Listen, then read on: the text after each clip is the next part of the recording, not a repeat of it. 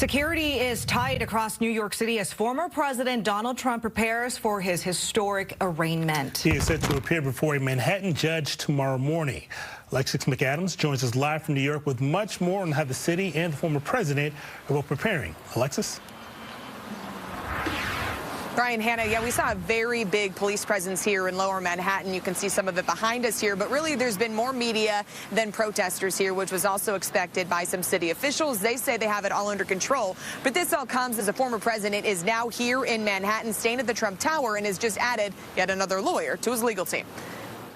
Former President Donald Trump has arrived in New York City ahead of his historic arraignment, and New York City was ready for him with a heavy police presence and barricades across the downtown. NYPD officers surrounding Trump Tower, where the former president is staying. I want to make it clear, the commissioner has stated over and over again, there has been no specific credible threats to our city at this time. While the exact charges remain under seal, this indictment stems from the alleged 2016 hush money payments made to adult film star Stormy Daniels and former Playboy model Karen McDougal, which the Manhattan DA has been investigating for 5 years. Despite the allegations, Trump says he's innocent. This is a case of political persecution.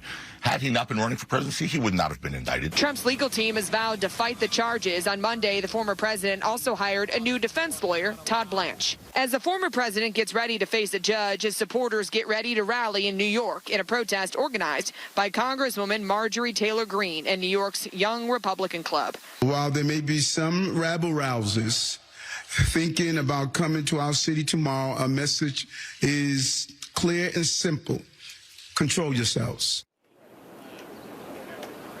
As those security concerns do remain tonight, Brian and Hannah, we have been told by Trump's legal team that just since that indictment was announced, they raised more than $7 million and counting for his re-election campaign. Back to you.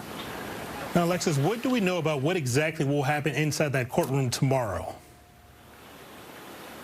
Brian, we're expecting the former president to show up here in Lower Manhattan around 11 a.m., and that arraignment will be around 2 o'clock in the afternoon. For everybody else in New York City, no matter who they are, and they're a defendant here in the criminal courthouse, we know that they're fingerprinted, photographed, and asked some pretty basic questions for exactly what will happen with the former president tomorrow. There is no playbook for this since it's the first time, so we don't know if he'll be fingerprinted or if we'll ever see his mugshot if he gets one.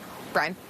Alexis McAdams reporting live from New York City. Thanks for joining us. Stay with Fox 13 for continuing coverage of the indictment of former President Trump. We'll be following this story every step of the way, both on air and online at fox13seattle.com.